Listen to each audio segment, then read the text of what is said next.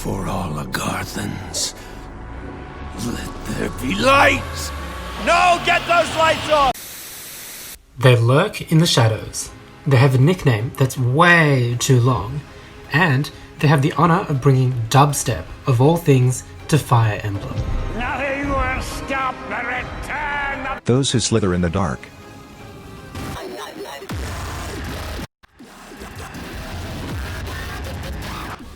I'm talking, of course, about the Agarthans, or, as they are more commonly called in-game, those who slither in the dark.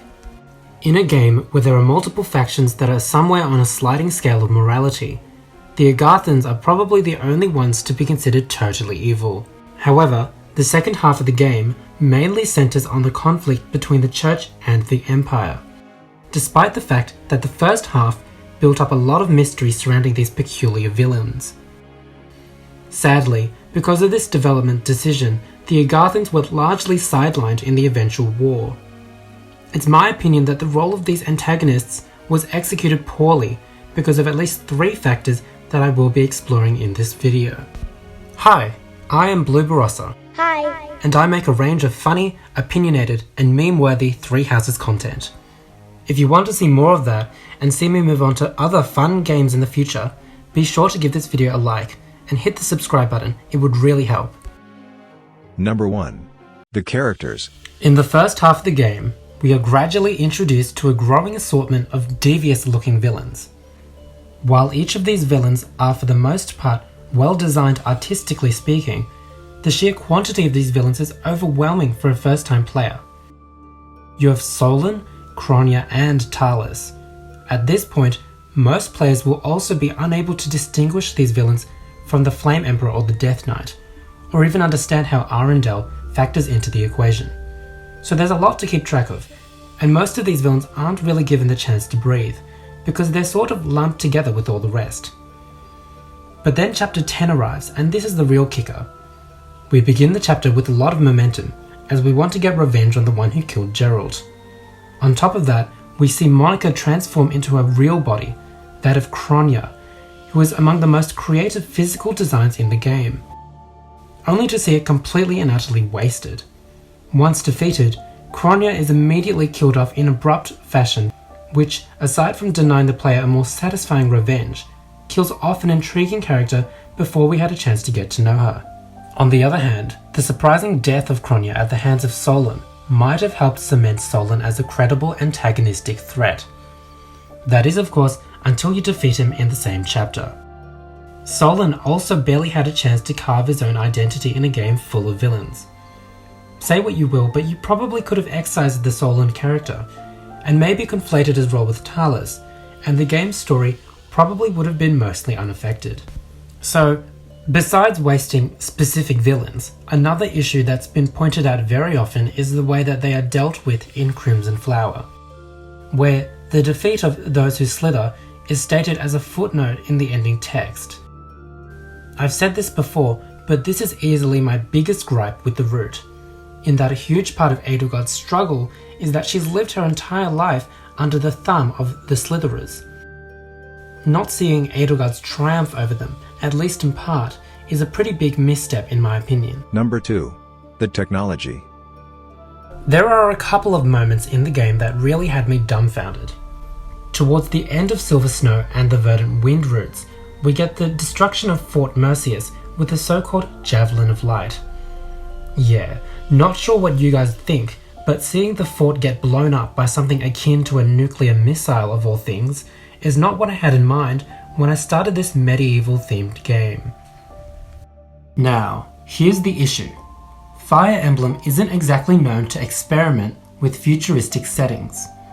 I mean, if you believe this interview with the developers, there was an idea early in development for Fire Emblem Awakening for the story to be set on Mars of all places. But otherwise, the medieval setting is one of many constants of the series. That's not to say that I'm not open to future games experimenting with the setting, and in fact I would love to see this, but the execution here is just jarring. Seeing these quasi-nuclear missiles and the technologically advanced city of Shambhala simply conflicts with the world as it appears in Three Houses.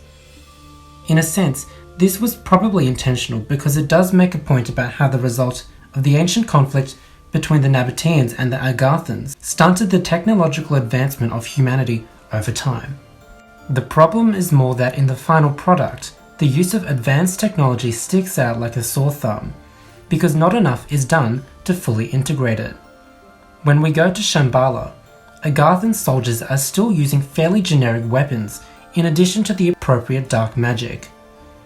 Weapons that are constructed from Agarthium, such as the Scythe of Serial or Amir, don't take advantage of the futuristic angle either.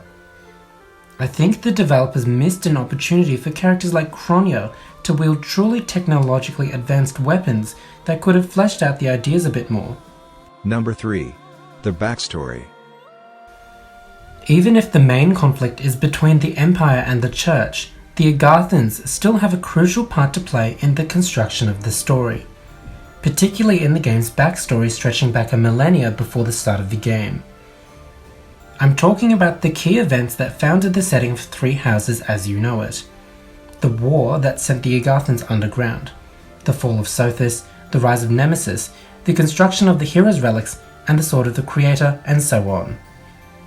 Although it would be interesting to actually see much of this, we get told most of this through dialogue, as well as through lore dumps in the Shadow Library of the Abyss. As a result, despite the great interest in this important conflict, the events surrounding the history of the Agarthans are a little hazy, save the concrete facts we have from developer interviews. With how jam-packed the narrative of Three Houses was, I understand why there was simply no room to show these events in the backstory beyond the opening cutscene where Seros defeats Nemesis. This is why I was greatly looking forward to the DLC, as I was certain that it would explore the past of Fodlan in a much deeper and thorough way. Sadly, that ship has since sailed. However, all hope may not yet be lost. With the success of Three Houses, it's not out of the realm of possibility that Intelligent Systems might want to capitalize on it by releasing a game that takes place within the same universe. With the multiple endings, a sequel is unlikely, so just maybe we'll get a prequel exploring definitively what went on between the Agarthans and the Nabateans. Anyway, what do you guys think? Do you like how the Agarthans were executed, or do you wish their motives, characters, and technology were fleshed out more? Would you be interested in seeing a prequel to Three Houses? Let me know in the comments, and if you like this video, be sure to give it a like, and subscribe for even more quality content coming soon. Catch you later.